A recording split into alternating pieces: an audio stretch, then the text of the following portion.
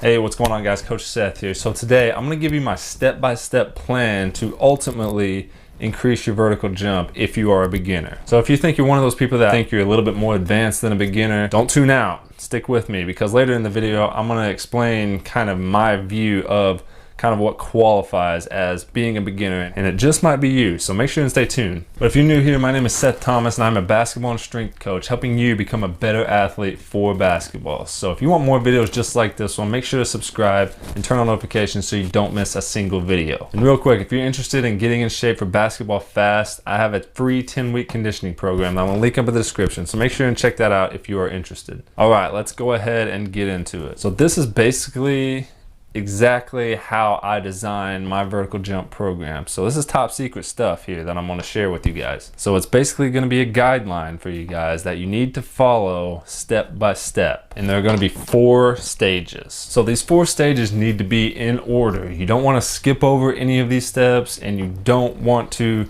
do them out of order. And you might be wondering why, and I'm gonna give you a couple reasons. Number one, it's gonna be the smartest way to do it. You're basically maximizing the quality of your vertical, and you're doing it the right way. This is the right way to do it. Number two, it's gonna be the fastest way to do it. Doing things in proper order can actually speed up the results of certain things, this being one of them. So doing these stages in order is gonna be the fastest way to increase your vertical. If you do these out of order or just skip 1 or 2 of these altogether, I like to think of this as cutting corners, and you don't really get anything out of cutting corners. And in all of my experience, these things are going to create underwhelming results, and that's what we don't want. We want good quality results. All right, so let's go ahead and get into these 4 stages. So this first one is basically going to be the foundation of your vertical. It's really the foundation of everything, but especially for your vertical, and that is going to be strength. So no matter what, you have to develop strength before you do anything else. And my rule for this, before you do anything, your main focus, your 100% focus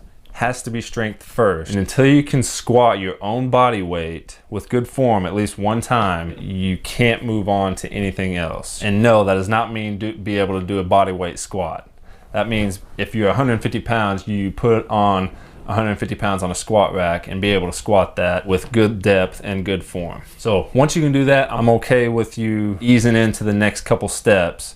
But the main goal is going to be 1.5 of your body weight. So if you're 150 pounds, the absolute goal to get to as far as your strength goes is to be able to squat 225 pounds. So the next one is going to be force absorption. So it's basically the eccentric point of an exercise, and we're going to start with body weight first, and we're only going down, and we're going down quick because we're absorbing that force, and we shouldn't be leaving the ground at all with this one. We should not be leaving the ground. We're only working on that eccentric movement. And with this, as far as exercises go, you're going to go with body weight first. You would do like a fast eccentric squat and just pause at the bottom, or a depth drop would be a good one. And this is going to be working on your mechanics, your jumping mechanics, and it's very important to get that down before moving on to the next stage. All right, so the next one is going to be plyometrics, and plyometrics is basically going to be force absorption plus force exertion. This is probably going to cause you to leave the ground in most situations. So we're actually getting to where we're jumping now. So we're leaving the ground. So some good examples for this is going to be things like box jumps,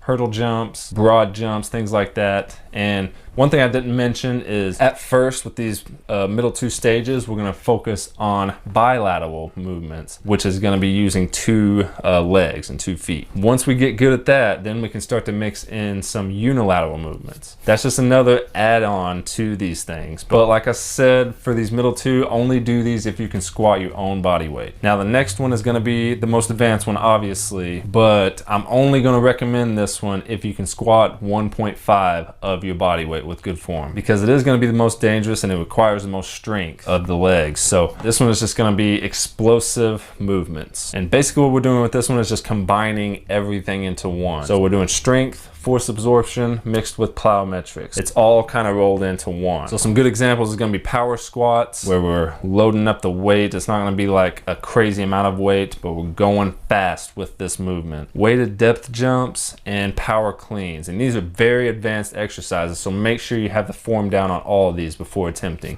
So there was a lot to take in this video. I hope it was helpful for you, but I have a whole vertical training playlist that I will put right here if you're interested. So make sure to go check those out. If you want more videos just like this one, make sure to subscribe and turn on notifications so you don't miss a single video. And I'll see you guys next time.